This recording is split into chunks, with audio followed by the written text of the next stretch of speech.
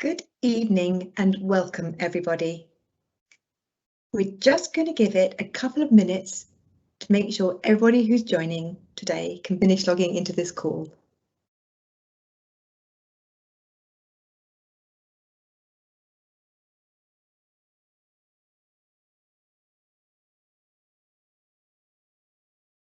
I think we're ready to go.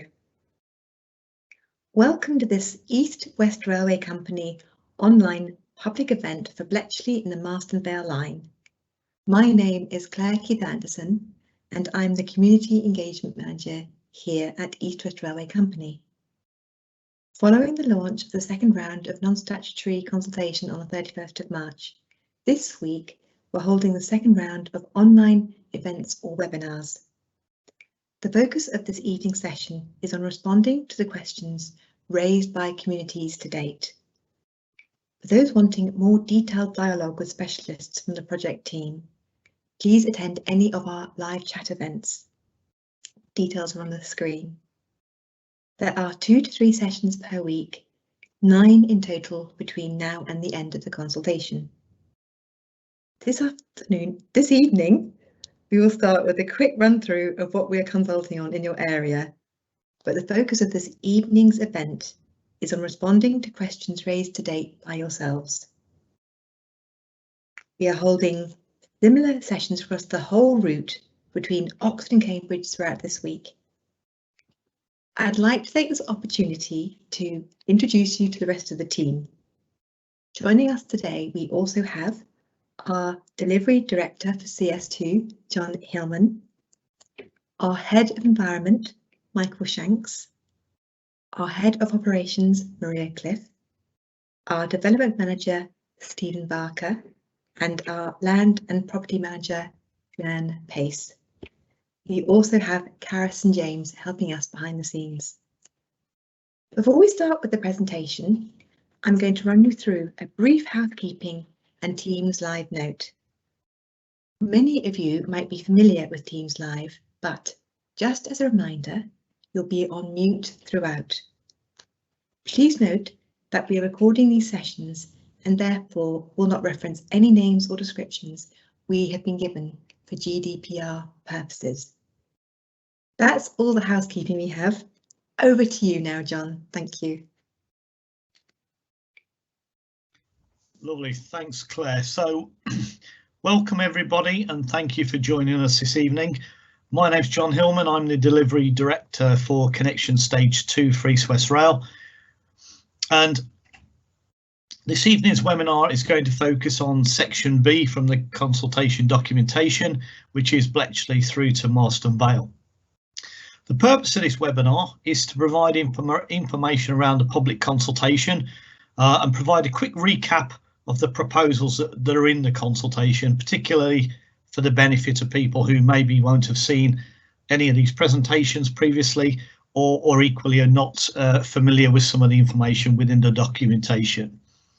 We'll then move on to the bulk of the event, which is to focus on specific issues, themes and questions that we may have had come through since we launched the consultation in March. So we'll provide some thoughts and answers around specific areas and themes that, as I said, have emerged since we started this consultation. In the past, we would have held face-to-face community events where we would speak to people individually and we'd answer their questions and we'd listen to their thoughts. It simply isn't possible to answer everyone's individual questions on a webinar-based activity. And therefore, we wanted to use this time to reflect around some of the themes and the common questions that are coming through to us to help people understand the thinking in some of those areas. However, we also recognise that lots of other people will have specific questions around areas and factors that are specific to themselves, and they won't be covered in the themes or the questioning responses that we're going to address this evening. Therefore, as Claire pointed out, we're also running a series of live chat events. We've already held 7 of these and there's another 9, and on the screen you'll see the dates and times. If you go onto the East West Rail website, you're able to access those through the consultation site on the website. The idea of these live events is that you will have the opportunity to be to discuss with experts from East West Rail or people involved in the design and people involved in the development of the consultation documents to date, and you can put your specific question to them, and hopefully we'll be able to give you a bit more information or a bit more specific information about answering your question at that point.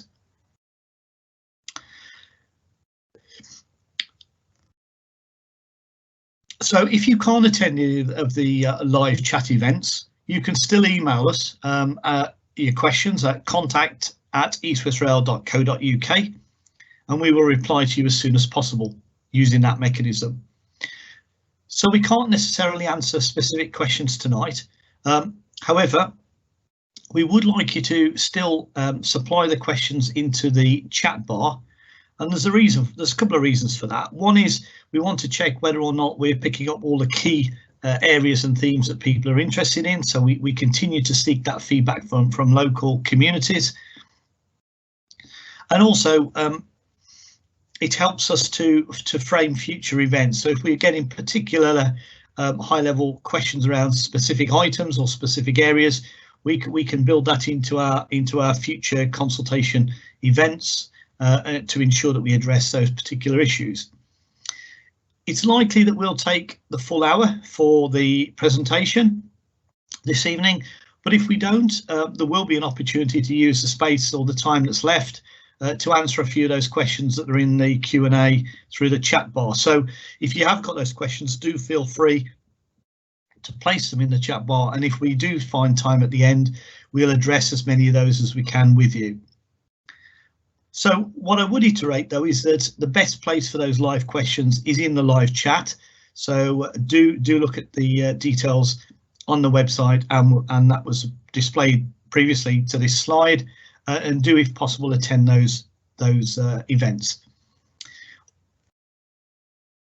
Previous webinars that we've undertaken are all recorded and they're all available on the East West Rail website. So I would encourage you to go back and have a look at some of those for the area that that is in your locality, and we have addressed many of the questions in some of those previous webinars as well. So you may find the answer to your question in those webinars. OK, so thanks very much. Next slide, please. So what are we going to cover tonight? So we're going to recap what we're consulting on. So the slides will basically go through that. We're going to pick out some themes and questions that the people on this presentation will explore and they'll provide answers for. And then we'll go through how to get involved and just make sure people understand how to feedback their ideas, their thoughts and their questions. And then there's a section on what comes next after this. Next slide. So just to be clear, we are consulting for the first time on the route all the way between Oxford and Cambridge. As shown on that map, it's a considerable alignment, a considerable area, and it goes through a considerable number of locations.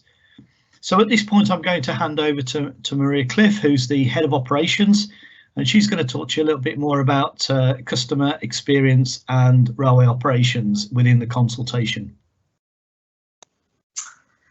Thanks, John. Good evening, everybody. As John said, my name is Maria Cliff and I'm head of operations for East West Railway Company. Just going to very briefly talk you through the two different sections that we've got of our consultation, split into customer experience and railway operations, which I'll touch on in a moment, and the 6 infrastructure development sections, of which tonight we're obviously focusing on Bletchley and the Marston Vale line. So customer experience and railway operations, what does that mean? So we are really keen to hear your views on your end-to-end customer journey, and we've asked a number of questions, which means that we are able to build in people's thoughts and comments into how my team and I are developing what the railway will actually be like on the ground for our future customers. So that moves from planning your journey and buying your tickets, right the way through to post journey, connectivity into other modes of transport, be that cycleways or walkways and bus services, And we want to know how people are going to use this railway. Will it be for leisure purposes, to get to school or work, or just to simply visit family and friends? And by capturing everybody's views, we'll be able to design and develop a railway that meets the needs of the community as well. So there's areas that we're focused on in this part of the consultation, from the train service and the number of trains that we're going to run and which stations they'll call at, and my colleague will come on to the different options a little bit later. We want to know the types of facilities that you want to see at the station, and also on our trains. So we are going to have a long-term fleet procured, a long-term fleet of trains for this railway, and we've got chance now to an opportunity to build in people's thoughts and views into what we specify that goes in onto those trains. We'd also really like to know where you would like to see our colleagues, and at what stage in your journey you want to meet with staff members and what those interactions should be like. And finally, customer information and the information that we provide to you throughout the journey at all the different stages. So we really, as I said, really want to hear your views. Please take the time to answer the questions, and we hope to shape a railway that's fit for the future, really. And these are the 6 different sections, and tonight we're focused on the big green box in the middle, between Bletchley and Bedford, known as the Marston Vale line. So now I'll hand over to my colleague Stephen to talk you through some of the infrastructure proposals in a bit more detail. Thanks, Stephen. Thank you, Maria, and good evening, everyone, and welcome to our presentation this evening. Yes, as Maria said, I'm going to describe the works we're proposing on the Marston Vale line between Bletchley and Bedford, and then we'll move on to look at some answers to some of the questions that have already come in. So a quick reminder of what it is we're proposing to do. As it says on the slide there, this project represents a once in a generation opportunity to really rethink what the Marston Vale line does for the community it serves. And I think, you know, we realise that might sound a little bit cliche talking about a once in a generation opportunity, but we are talking about investing a considerable amount of money in the railway, possibly the largest single investment this line's ever had since it was originally built. And what we're keen to do is to make sure that that money's spent wisely and it delivers things that are actually going to benefit the community. Currently, we appreciate that the railway is there, but whilst there are plenty of people who do use it and regard it as important, it doesn't serve as many people as it could, and it doesn't serve those people as well as it could. So we are looking at options for how we could make the railway more relevant to the communities it passes through. There are a number of key themes that we are looking at on the Marston Vale line. In particular, we're looking at how vehicles and pedestrians cross the railway, and where we can, we're looking to replace level crossings with safer alternatives. We're also looking at the pattern of train services and indeed the locations of stations along the line. And we've presented 2 concepts, which I'll talk a bit more about in a moment, for people to consider. On top of that, we're also looking at how the works that we need to do could be undertaken. There are a number of ways we could deliver those works. And again, we want to hear views on what people think about the potential options that we have.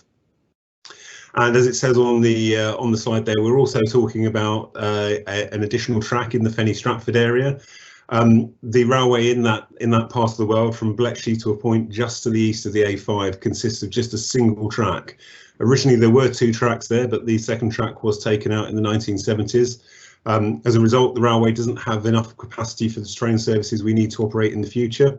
So we are looking at reinstating that second track, and there are some works that we would need to do to enable that to happen. Next slide, please. So we'll go now into the your questions answered section, and as we've already said, this is covering questions that we've received over the time since we did our last presentation. We've tried to group these into sort of general themes and pick a representative question from each of those themes, and we'll give answers to that now. Clearly, we're not going to address every single question that we've had so far, and there may be other questions that people have. And again, I'd refer you to the live chat sessions in particular if you want specific answers or more detail on those. So first of all, we'll look at concepts 1 and 2. This is referring to the train service options that we've put forward. Next slide, please. We have 2 concepts that we're proposing for the train services and the stations on the Marston Vale line. Concept 1 would retain the existing stopping service that runs along the line at the moment. The service runs at roughly hourly intervals and serves all of the 10 stations between Bletchley and Bedford. And that service would continue under this concept, largely unchanged. There would be some minor changes to it, but it would be broadly similar to how it operates today. Overall, the end-to-end journey time on that service would be similar to what it is today, around about 42 minutes. For some shorter point-to-point journeys along the line, the journey time would increase slightly, and that would be as a result of the stopping service having to wait to be overtaken by faster trains. But there would also be opportunities to change onto those faster trains and change between the fast and the slow services.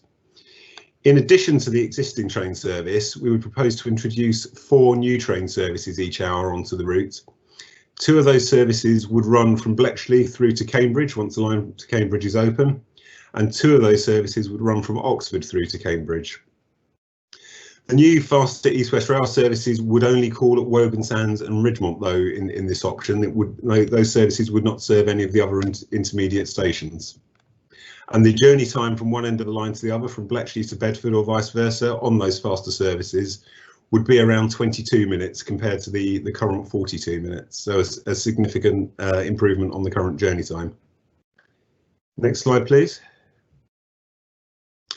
I'm not going to dwell on this slide too much, but it's really just to note that we have produced an indicative timetable to help explain what the structure of the train service would look like and to give an idea of what typical journey times would be like.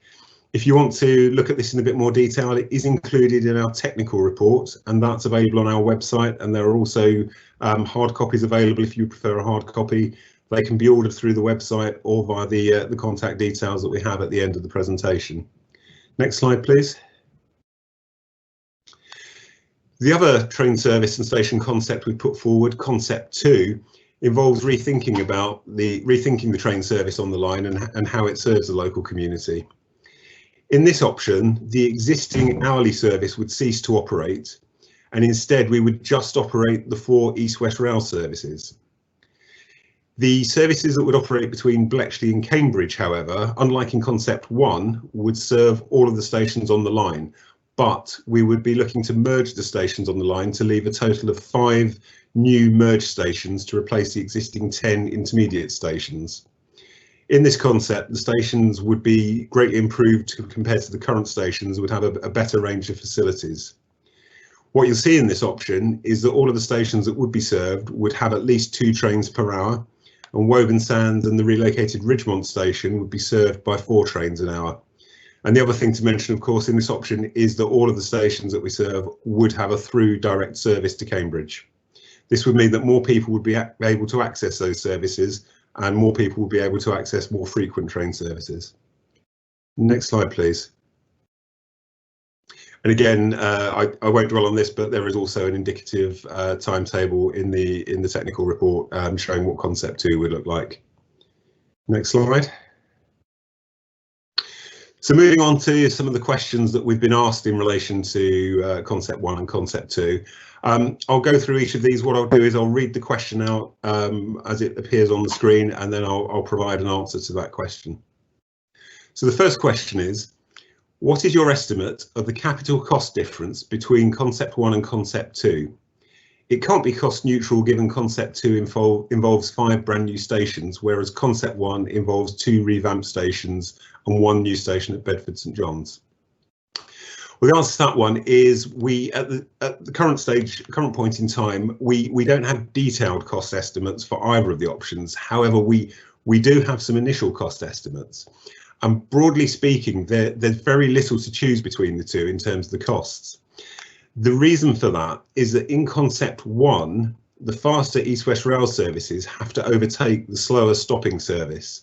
And in order for that to happen, we have to build some additional sections of track, which are known as passing loops, which would allow the slow service to pull into the passing loop to allow the faster train to overtake it. In concept 2, instead of spending the money on those passing loops, we have the money available to spend on improved stations.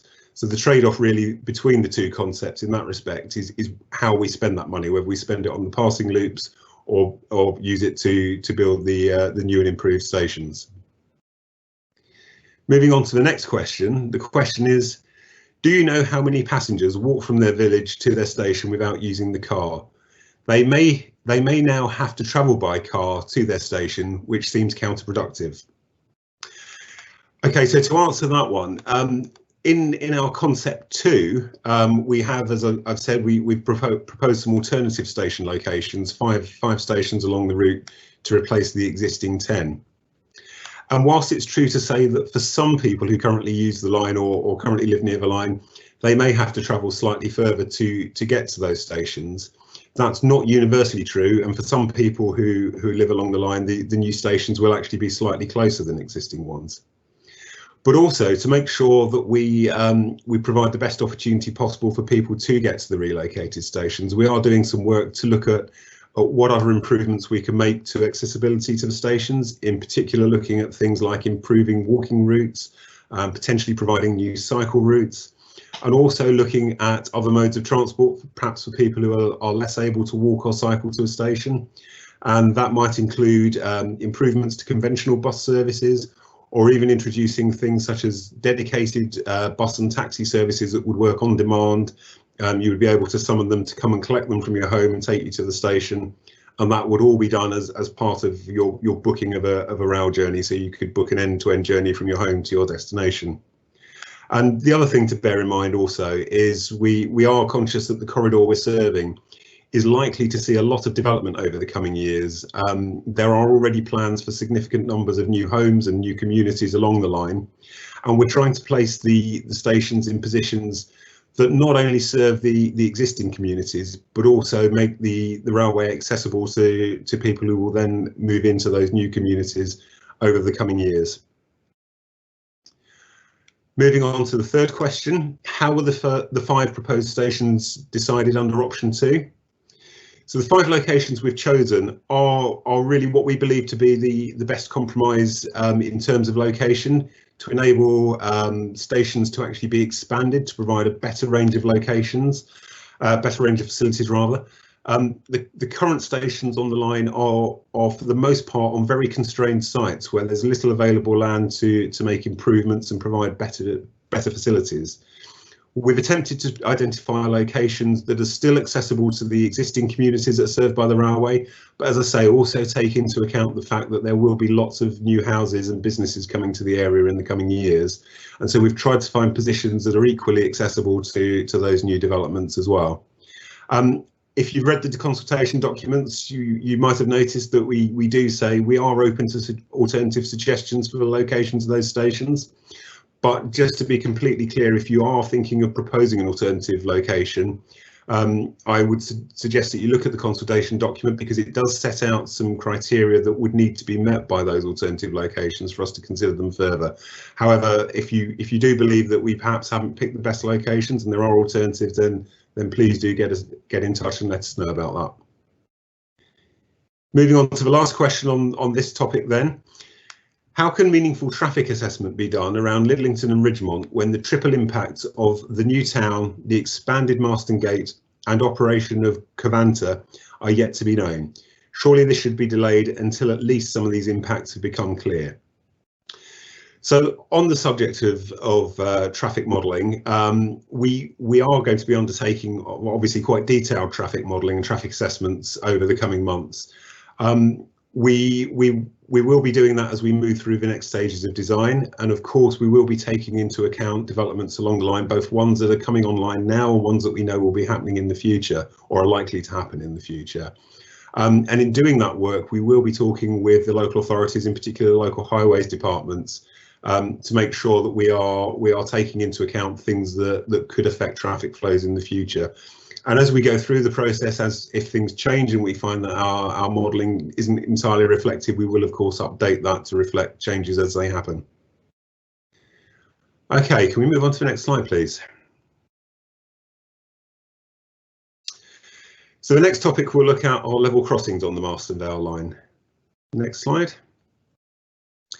Currently there are 31 level crossings on the line, and these come in all different shapes and sizes. There are, of course, the more familiar road crossings, which I'm sure many of you will have encountered. There are also a number of public footpaths and bridleways that cross the railway at level crossings. And the ones that perhaps you might not be so familiar with are some of the private crossings, which are there for the benefit particularly of farmers, to enable them to access between different parts of their land holding, which are perhaps divided by the railway. Level crossings, whilst the UK does have one of the best safety records in the world for level crossings, unfortunately level crossings are still the source of a significant number of incidents and accidents on the railway, and particularly incidents involving members of the public who are crossing the railway. As a result of that, the Office of Rail and Road does require us to look to close level crossings where we can, and in particular where a major investment and a major upgrade of a piece of railway is being undertaken. That's considered to be a prime opportunity to review level crossings and to attempt to close them wherever possible. Of course, we realise that closing level crossings does have the potential to divide communities and to sever routes that people use to get to go about their daily business. And we will, of course, be providing mitigation to enable communities to remain connected. On the basis of our current proposals, we would provide somewhere between 16 and 19 new bridges either over or under the railway. The reason there's only 16 to 19 and not 31 is because, as you can see on the map there, each of those crosses represents a level crossing. Many of the crossings are actually very close together, and it's quite possible to provide decent mitigation for more than one crossing with a single bridge. So the numbers aren't exactly the same between bridges and level crossings. There are more details of all of this in section B of the consultation if you wish to look at the individual proposals in more detail. We have the next slide, please. So the questions that we've had, or the general topics that we've had questions on through the consultation so far. So the first one is, I'm concerned that if a level crossing on Simpson Road at Fenny Stratford near Lockview Lane is closed for vehicles, vehicle access to and from the lock for businesses and residents will be restricted to Staple Hall Road, which is a narrow residential road. So that obviously is a very specific question relating to the Fenny Stratford level crossing. But to answer that one directly, the consultation does put forward 3 options for vehicular traffic to mitigate the closure of Fenny Stratford level crossing. Whilst it's true that one of the options would involve traffic going down Staple Hall Road, we have also put forward 2 options to build short sections of new link road from Simpson Road that would enable traffic to avoid Staple Hall Road, and in particular the larger vehicles accessing some of the businesses on Simpson Road. Obviously, those options are set out in the consultation materials online or in the documents. So the details are in there to be viewed if you wish to look at those. Moving on to the next one, are EWR in discussions with the local councils regarding potential options, for example, for mitigations for the closure of level crossings? The short answer to that is yes. We are of course talking to the local authorities. Some of those conversations are at a relatively early stage at the moment, and as our designs develop and our proposals become more firm, we will be having much more detailed consultations with local councils to make sure that we are taking into account all the things we need to. Moving on to the next one, I'm concerned about Aspley Guys level crossing. What will happen for foot and road traffic if it's closed? So again, a very specific question relating to one of the level crossings. In the case of Aspley Guys level crossing, we've put forward 2 options in the consultation for consideration. One of which would provide a new section of road just to the immediately to the east side of part of the village that would maintain that connectivity both for vehicles and for pedestrians to get across the railway. As with all of our options and all of the level crossings that we're talking about in the consultation, we really do value feedback. So if people think that there are improvements we could make to these options, then we really would like to hear about it. Obviously, people who live closest to these locations will have the best knowledge and the best understanding of how the crossings are used and what trips and journeys and so on across the railway are important to people. So we really do encourage you to let us have feedback and to share your knowledge on that subject with us, and that will help shape our decision making going forward. And finally on this one, I'm a resident in Lidlington and want to understand exactly where the new road crossing would go. So again, I would refer you to the consultation materials on the website or in hard copy. We do have those options set out in the materials there. In all cases, the options we're showing are not very detailed. They give an indication of where we would put the potential roads or bridges and so on. The reason they're not detailed is because we are at a very early stage in the development and we don't want to give a misleading impression of exactly where a road will go. Obviously, as our designs develop, the position could shift slightly, but we have given a fairly clear indication we would expect the road, bridge or whatever it may be to be within the area we've shown highlighted in the documents. Can we have the next slide, please? And moving on, lastly on this section, questions around the line upgrades. Before I address the actual questions that are on the screen, regardless of which of the train service concepts or which of the level crossing options we take forward, we do need to undertake a major upgrade of the railway between Bedford and Bletchley. That's likely to involve replacing much of the track that's there currently. It may also involve repairing and strengthening some of the earthworks, and we will be looking to replace the existing signalling system, which has become unreliable over time, with something far more reliable and able to deal with the level of traffic that we intend to operate in the future. So the first question in this section is, I'm concerned about the possible widening of the railway bridge at Fenny Stratford, which might result in residential properties being knocked down. So this is referring to the section I mentioned earlier at Fenny Stratford, where we have just a single railway track at the moment. As I mentioned, we're looking to reinstate the second track, which was previously there. Because that second track was previously there, for the majority of this, we are talking about putting a track back within the existing railway boundary. And we don't currently anticipate having to knock down any properties as a result of doing that. Almost all of what we want to do will be within the existing ownership of the railway. If we do need additional land, it's likely to be very, very small areas, possibly to facilitate some of the construction activity. And we will, of course, be looking to minimise that land take as far as we possibly can. So moving on to the next one, which option for construction blockades will cause the least disruption? So on this particular question, this is referring to our approach to construction of the works and the upgrading of the railway. We've put forward 3 options in the consultation materials for how we could undertake these works. The first option would be a series of very short closures of the railway. These would be primarily at weekends and overnights to allow works to happen. The second option would be a much longer term closure of the railway, which would run to many months, possibly over a year to 18 months. And then the third option would be a hybrid option, a mixture of the longer and shorter closures. All of those options come with pros and cons, which is why we're asking for people's views on what's more important with some of those. With the short closures, obviously, this would restrict the amount of time that we're able to actually undertake work on the railway, and that would result in the construction period being a lot longer than in say, option 2.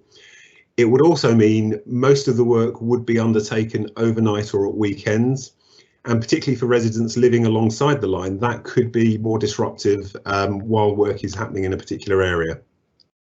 However, the positive of that option is it would mean that train services could run during the day, and in particular during the week at times when people use a service to in particular get to work or to school, we would be able to maintain that train service. The second option, which is the longer term closure, would allow freer access to the railway for the construction teams to carry out their work.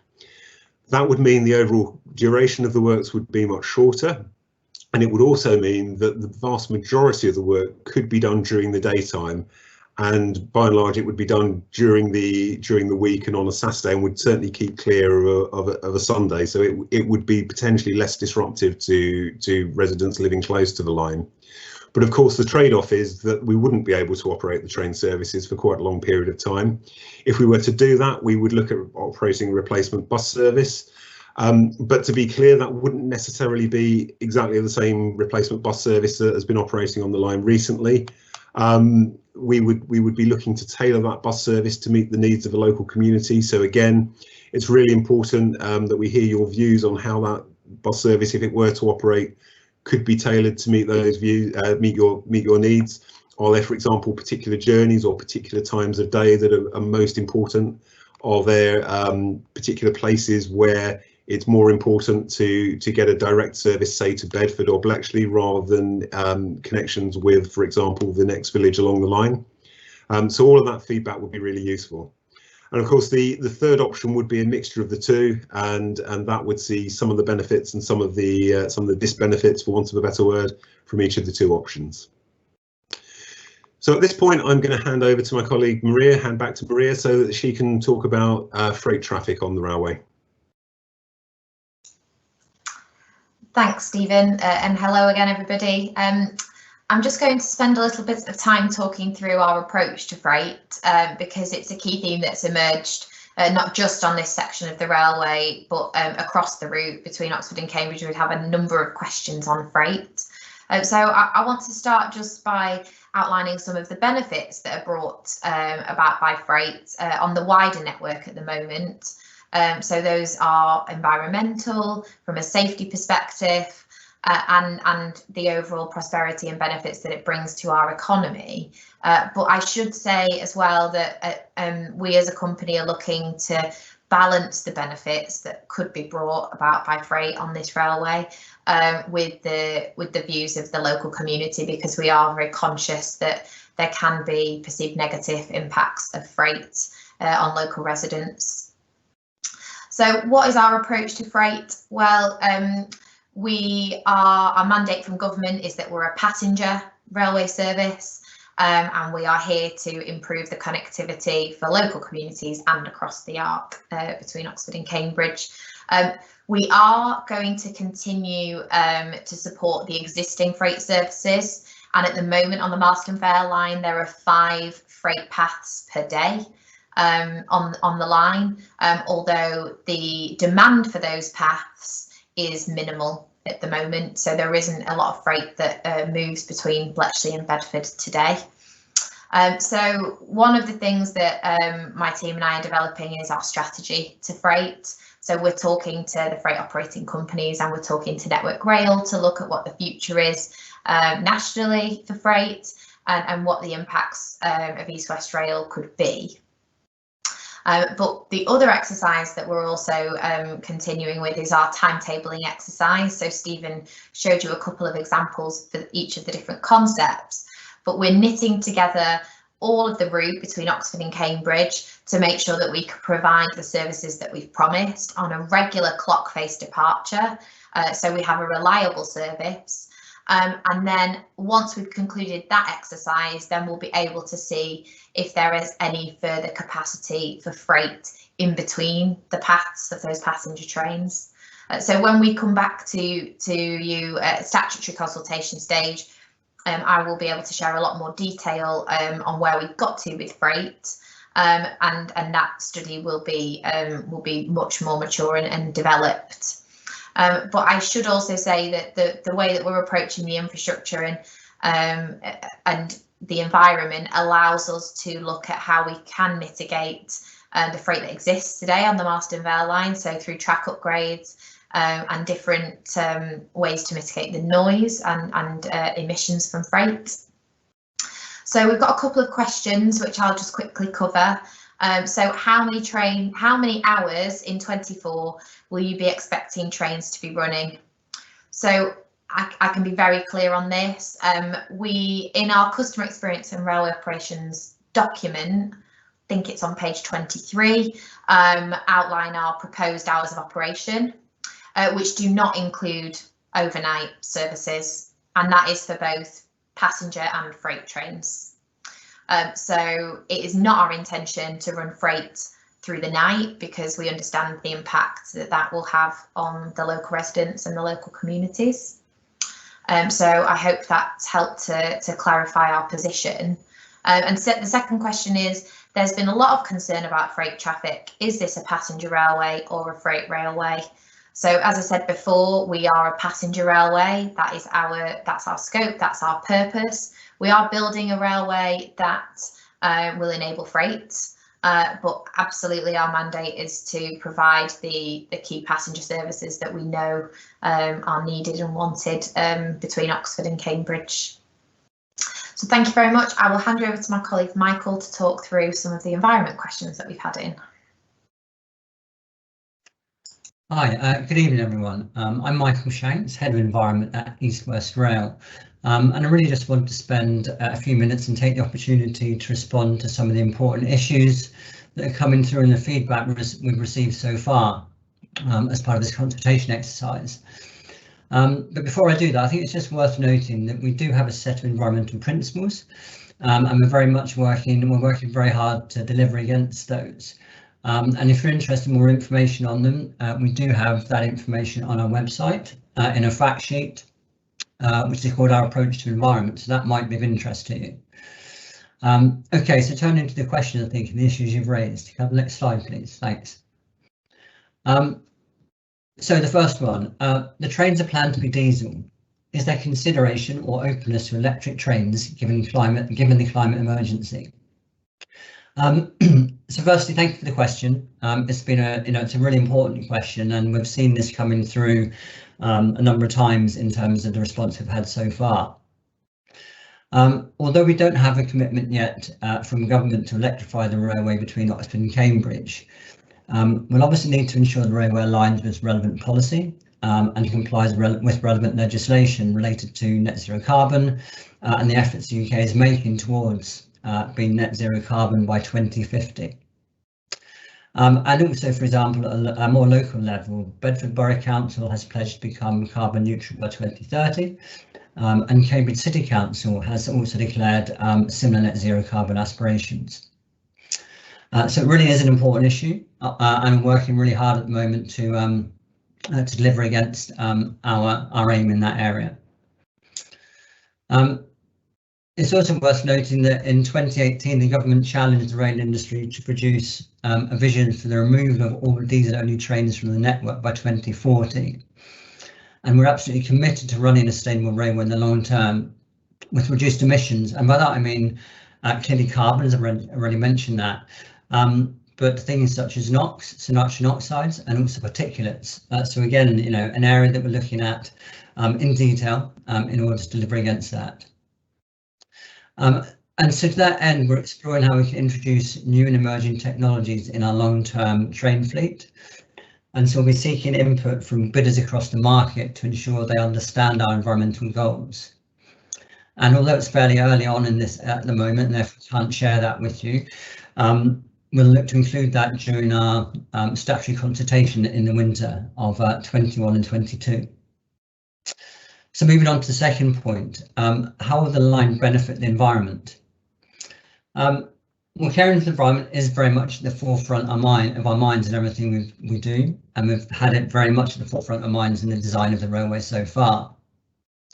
At each stage of the planning and development of East West Rail, we are working to ensure that nature and the environment in general has a proper place in our plans, and that we're able to deliver a sustainable form of transport for the local communities in the area. And that really means that we are considering all environmental topics whilst we continue to develop the scheme. And that includes things such as the impact of noise in the environment, how we may maintain connectivity between communities, thinking about visual considerations, as well as other things such as the historic environment and a number of other important environmental aspects as well. It also means we're aiming, as I've already suggested, to deliver net zero carbon, and also we're committed to achieving biodiversity net gain. So perhaps as an example, in the location between Bletchley and Bedford, as we develop our plans, we'll look to identify ways in which we can enhance biodiversity, for example. And that might include things such as planting along the railway itself, which also actually may help from a mitigating visual impact perspective as well. And it may also involve habitat creation of particular sites along the railway as well. Now, obviously, we're going to continue to develop those plans, and we'll look to share those with you during our statutory consultation that I already mentioned, which will be in winter of 21 or 22. That's probably it in terms of a brief sort of overview of those areas, but if there are more questions at the end of the session we have time, then obviously I'll pick those up too. So I'm going to hand over to Jörn now. Thanks. Thank you, Michael. Good evening, everyone. My name's Jörn Pace. I'm the Land Property Manager for East West Rail. So I'm here to provide some information which is relevant for landowners. So during this consultation period, we've been meeting with landowners whose land could be potentially required for our proposals. And within these meetings, we've been able to explain the proposals further, the project time frames, the statutory provisions which would be available to landowners, and ultimately the next steps. And through speaking with you, the landowners, and the wider community, and having these conversations, the feedback we gain from them helps us understand the land use and ultimately how we can keep our negative impact as minimal as possible. So on to the proposed need to sell scheme. We thank those who have provided feedback on this so far, and as a reminder for those who aren't aware, this is a scheme which would provide support to those who have a pressing need to sell, but who are unable to due to our proposals accept at a substantially reduced rate. So to answer some of the questions we've been receiving on this, the purchase would be for the unaffected market value of the property. There isn't a set distance in which the scheme would apply. And if introduced, it would be at the point of the preferred route or alignment or option announcement point, which is expected either later this year or by statutory consultation, which is by Q1 next year. So we really value your feedback on this. Please do get in touch. Let us know if you think it's the right mitigation, and if not, what support you'd expect to see.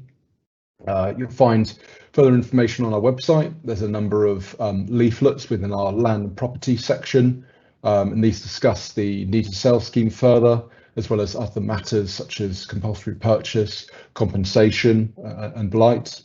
And we have a team who can talk you through each of these areas. So get in contact, attend one of our live chat events, and you can talk with one of our experts. So I'll now pass on to Claire, who will discuss the consultation process further. Thank you. Thanks very much, Jörn. Well, it's great. We've got 10 minutes for some live Q&A. So at this point of the webinar, I can see we've got some great questions in the chat bar. So I'm going to hand over to James. And if you would like to moderate the questions, please. Thank you. Thanks very much, Claire.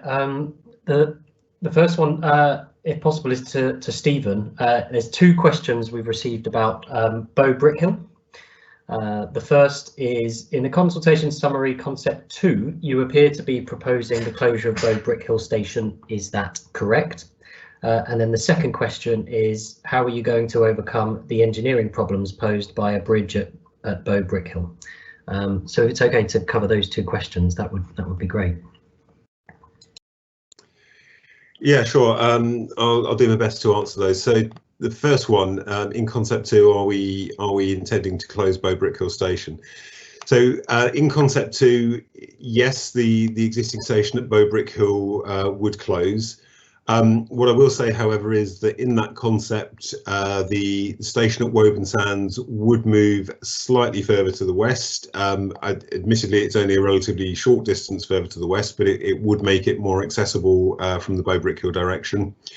And more importantly, as I mentioned earlier, we are also looking at a range of options for so-called first mile, last mile travel. So improving connectivity around the area via other modes of transport, whether that be on foot, by bicycle, or potentially by bus or other means of public transport. So hopefully that answers that question. I think the second question, if I remembered it correctly, is about the challenges of building a bridge at Bow Brickhill. And yes, there are some challenges in building a bridge there. There are indeed challenges in building bridges anywhere. We have set out some options in the consultation document for where we would put those bridges. We obviously believe those options to be viable, and they represent the options that we currently believe to be the most viable options for providing a bridge in that location. We are, of course, talking to the local authority on those options as well, and we'll be gathering their views on which of those options they have a preference for, or any other relevant factors in relation to those options. But we do believe it is viable to build a bridge there. That's great, thank you, Stephen. And while we've got you, actually, we've also had a question on Bedford St John's, which is, if you go ahead with option 2 for the St John's station relocation, option 2 of course is outlined in the technical report, how many properties do you see that you will compulsory purchase? Okay, so in respect of option 2 for Bedford St John's, the station would move slightly further. I think it's west along the line. From the work we've done so far, we don't believe we would need to compulsorily purchase any houses along that section of line. We are still at a relatively early stage of the design, but in that area there is a relatively large amount of land within the railway boundary that we believe could accommodate the necessary platforms and other facilities to provide that station. So we don't currently believe we would need to acquire any properties there for the station itself, no. Thank you, Stephen. I've got a question for John now, which is on funding. Is the money to develop the Marston Vale stage guaranteed, and what is the budget? Okay, thanks, James. So a little bit like some of the other areas that Stephen and others have covered earlier on, the funding for the programme and for the scheme is yet to be developed.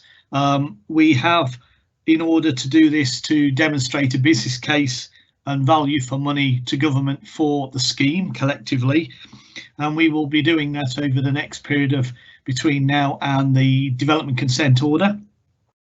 That is why the areas around options are so important, and developing options and ensuring that we've identified the right option, and we've assessed those options against the 15 assessment criteria that we're going to use, one of which is cost, and there are many others, including environment, as Michael's talked about. And if people wish to see what those assessment criteria are, they're on page 364 and 365 of the technical document, which can be found online, or if you've got a hard copy. So it is what East West Rail, it's one of our roles, is to develop the scope, to then develop the options, and to ensure that the options that we take forward have gone through that criteria assessment, to ensure that we demonstrate a case to government for this railway that's equally value for the taxpayer. So the answer is it guaranteed yet? No. We have to continue to work on that, and it's part of what East West Rail's one of East West Rail's key roles. That's great. Thank you very much, John. We've had a question on level crossings and how they relate to the overarching concepts. I'll repeat the question in full, and then Stephen, I suspect it would be best placed for you to respond to this. It says, I would like to ask why the two overarching concepts are being complicated with Network Rail's overall national policy of closing all level crossings.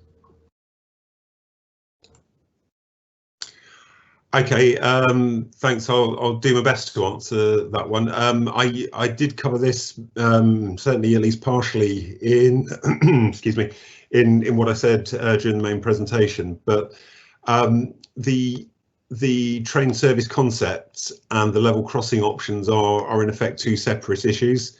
As I mentioned, we are under an obligation in undertaking a major upgrade of a railway such as this, to attempt to remove as many level crossings as we can. As I said, the level crossings do represent a significant safety risk, one of the biggest sources of accidents and incidents on the railway. and we are following our ORR guidance, that's Office of Rail and Road Guidance, in attempting to remove level crossings where we can. That issue doesn't reflect necessarily what happens with the two train service concepts. That is a separate issue, but we are having to look at level crossings because we are increasing the number of trains on the line, and we are undertaking major works on the railway, which represents an opportunity to review the position with level crossings. Thank you, Stephen. We've also had a question in about East West Rail overall as a concept, in terms of, is there a proven need for an Oxford to Cambridge rail link? The time for travel to Cambridge from my station is quoted as 50 minutes plus, which is probably slightly more than driving. Maria, I wonder if you'd like to answer that one. Yeah, sure, that's fine. So I think we are absolutely here to try to deliver a railway that provides cheaper and quicker travel in the area, but that's not just what we're here to provide the benefits of. So the National Infrastructure Commission has said that the economic output that could be lost by not providing a decent, reliable connection across the arc could be up to £93 billion per year post 2050. And so one of the things that we're here to do is to help generate employment and jobs in the local area. We also want to encourage housing and attract people in to live in the area. Many reasons, easing congestion as well. So although we are here to facilitate and to build the railway, we're part of a much bigger picture, both locally and nationally as well. There is a fact sheet on our website which has some more detail about the benefits of East West Rail, if anybody is interested in having a look at that. Thanks, James. Thanks, Maria. I'm conscious of time, but I do really quickly want to cover a couple of questions that we've received about the environment, if that's okay. One relates to noise and vibrations. Extract of a question here that says people aren't worried about some of the things we've been talking about, like freight, for example, but they are worried about houses and gardens being uninhabitable and the fact that they may be cut off from their village. They're worried about noise and vibrations, and also about East West Rail driving new roads through their public amenity land. There's quite a lot to tackle there, but I just wonder specifically on noise and vibrations, Michael, if you'd be able to quickly talk about that, and then I'll follow up with another environment question that we've just had as well. Yeah, sure, happy to. So I think, we really do recognise the concerns that people have about noise. And one of the reasons, obviously, consultation is to understand those areas where noise is a particular concern for residents and communities. And we are, we're committed to considering measures that will help to reduce noise and vibration. And there are a number of things we can think about in relation to that. So the choice of trains has an impact. Some trains are noisier than others, so we can think carefully about the pros and cons of using particular types of train, and we'll do that. Consideration of technology is also important. The way we design and construct tracks can have an impact on noise and vibration. So that's another area we'll consider. And of course, there are other mitigations as well that people will be familiar with, such as noise barriers that may be appropriate where we'd like to create noise and vibration. I think it's also worth saying that, those solutions, whatever they may be, will be designed for specific locations and the specific activities happening in those locations. And they'll be informed by assessments. So we'll be carrying out comprehensive assessments as part of the work we're doing. We'll use industry-leading computer modelling to support that work, which will help to simulate potential noise and the vibration impacts along the whole length of the route. And will help us to identify actually what mitigation is suitable where. And those assessments, of course, will feed into our full environmental impact assessment process, and we'll report that as part of our environmental statement, and that will support our development consent order application. So it's a really important area for us, and it's an area, as I say, that we'll do excuse me, we'll do significant amount of assessment on that to understand what the issues are and where they're most important. Hope that helps. Thanks, Michael. That's great. There was a question I wanted to ask on trees that's come in, but I know we're out of time. So what I would say is I'd encourage anyone who's asked a question that hasn't been answered in this webinar, please do go to the live chat events that we've got between now and the end of consultation, and please do ask your questions there and get some responses from there. Sorry, Claire, I overran. Over to you. That's absolutely fine, James. It's really good to have as many questions answered as we can, so that's great. So I'm going to whiz through these last slides just to say thank you very much for attending with us this evening. So sorry we can't see you face to face, but there are lots of different ways that you get involved. Our virtual consultation rooms, our live chat events where you can speak through the computer, have a dialogue with our experts. So please look on the website for our live chat event function in the virtual consultation rooms.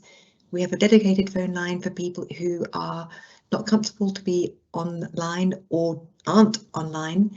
So if you know anybody who is in that space, please do share the telephone number with them. And yes, we encourage you to send us your feedback forms by the closing date, which is the 9th of June. Next slide, please. So how you can respond to the consultation?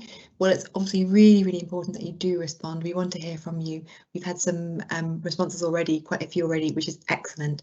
So please submit your feedback form online or email us at consultation@eastwestrail.co.uk or send to our free post address. Or if you need a paper copy of the form, please speak to a member of our team at contact@eastwestrail.co.uk or on our telephone number there. Thank you very much. Next slide, please. What's next? Next slide, please. Basically to say, please stay in touch. Go to the website, look at all the information, look at previous webinars on the website, and any questions, please contact us through the email address there or our telephone number. And just to say thank you again very much for being with us this evening. And I'd now like to take this opportunity to say goodbye from the team and wish you a very good rest of your evening. Bye-bye.